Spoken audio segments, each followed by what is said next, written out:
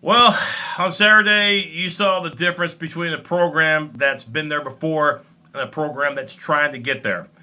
Kansas, for the second time this year, wins a nail-biter. This time it happens at Lloyd Noble. Kansas wins by 4. Isaiah Cousins has a shot at trying to tie the game at the end, but clank didn't happen. I guess you could look at this game from several perspectives. On one hand, give credit to OU for making it a game and at times looking like they were going to be able to pull it off. Because remember, the Sooners, didn't do crap in the beginning, and they were able to rally and make the crowd a factor. But on the other hand, you can't keep having bad starts. Against Texas, that's exactly what happened on Monday, and the Sooners were able to pull that one off on Monday night, thanks to the Hield explosion in the second half, including the late 3. In this case, on Saturday, didn't work out this time. You can't start off a game down 20-6 against one of the best teams in the country and against a team that's won the Big 12 regular season, for the last 11 seasons. Not against a coach like Bill Self, not against that talent, not against a squad that's been there before. Sooners could not have shot any worse to begin the game. If you did not see the beginning of the Kansas game on Saturday, but you did watch the beginning of the Texas game on Monday night, basically it was the same thing. Okay, you basically saw the same thing as far as how OU shot to begin the game. It was horrible. It was horrific. Okay, and on Big Monday's game against Texas, the Sooners were 7 of their first 25 from the field, 28%. This one on Saturday against the Jayhawks, OU, I think was like 7 of their first 26, even worse.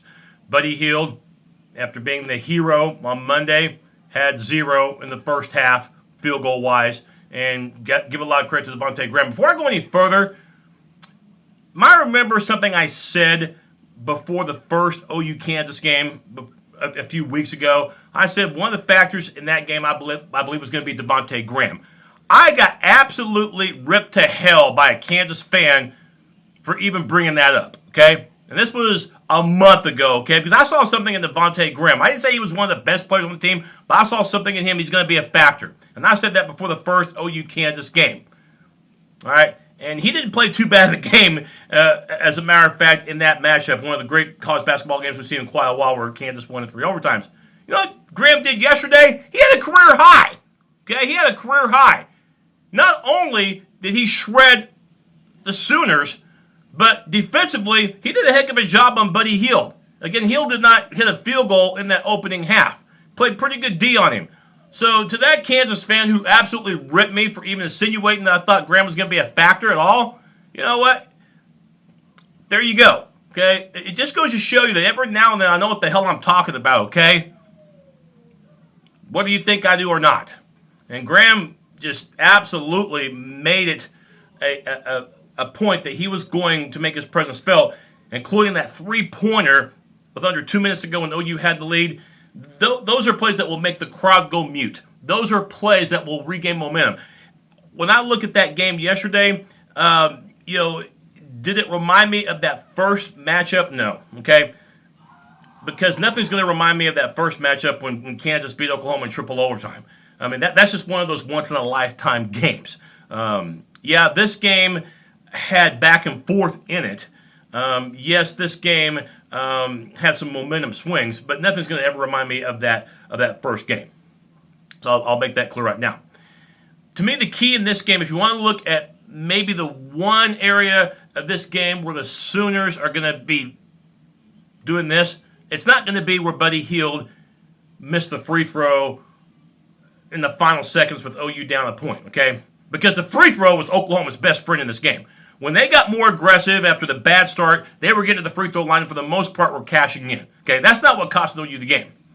To me, the turning point of this game was when OU was up 5 points with about 8 minutes to go. Frank Mason has got his 4th foul for Kansas, okay? The terrific guard, all right? He has to sit on the bench with 4 fouls. At this point, and remember, Wayne Selden did not hit a field goal in the first half. Perry Ellis has not hit a field goal in the second half. The Sooners got the crowd in the game. They're heading down the stretch, and OU's been a second-half team all year long. You're up 5 with under 8 to go, and Mason's on the bench. Kansas, at that point, starts forcing turnovers. And OU had done a pretty good job in the game at not turning the ball over. OU, back-to-back turnovers. Kansas, 5 points. OU's lead vanished right there. Gone. Poof. Out. Gone. I think Kansas went on a 7-0 run just like that before you even got comfortable in your seat after the timeout. And yeah, OU would get the lead right back, but I thought that when the Sooners had that 5-point lead with under 8 to go, and suddenly the Sooners were turning the ball over, and then Kansas was able to still get points with Mason on the bench. And remember, Perry Ellis did not hit a field goal in that second half. That shows you that Kansas, they're not a one-man team. And I'm not indicating at all that Buddy Hield had to be the guy down the stretch for the Sooners, okay? Because we've seen Isaiah Cousins, who I thought played one heck of a game, do the job. We even saw Kadeem Latin be a hero, in the West Virginia game down the stretch. It just goes to show you that Kansas, bench-wise, has players. It goes to show you that starters, that they can count on virtually anybody. And another difference in this game was the paint. Kansas getting second chances. There's no question there was a big-time paint advantage for Kansas, and they were just too strong for the Sooners. So Kansas with the win, now a game lead on Oklahoma. So now Oklahoma falls not only a game behind Kansas in the standings, but a game behind West Virginia. And for the Sooners, 4 of their last 6 are going to be on the road.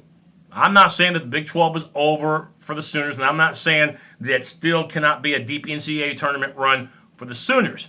Maybe this is a wake-up call, what's happened these past 3 games, with losing in Manhattan to Kansas State, just getting by at the skin of your teeth against Texas, and then losing at home for the first time this season and getting swept by Kansas. But it is to say that, first of all, you got to get out of the opening gates faster, okay? You can't start these games off with 20-something% shooting in the first half. That's way too much to ask of your defense, way too much to ask of your team. All right?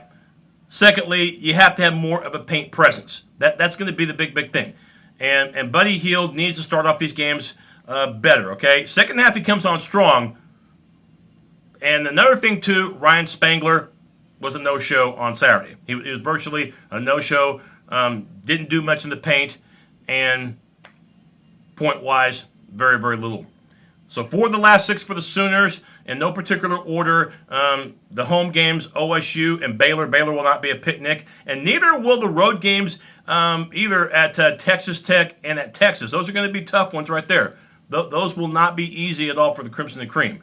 And then at West Virginia, I think that's going to be a loss right there.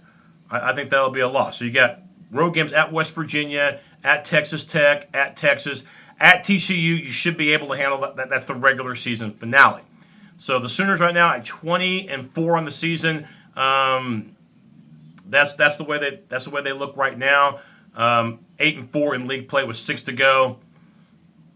Sooners could have put themselves in great shape in the Big 12, but now are going to need some help, and they're going to have to put together a nice stretch and start looking like that team that we saw at the beginning of the year where they killed Wisconsin and beat the now number 1 team in the country, Villanova, by 20, in Hawaii back in December. Will we see that team? Time will only tell. Congratulations to Kansas.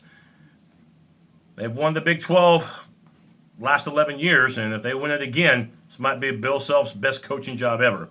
Kansas wins by 4. Congrats to the Jayhawks. For the Sooners, back to the drawing board. Bye.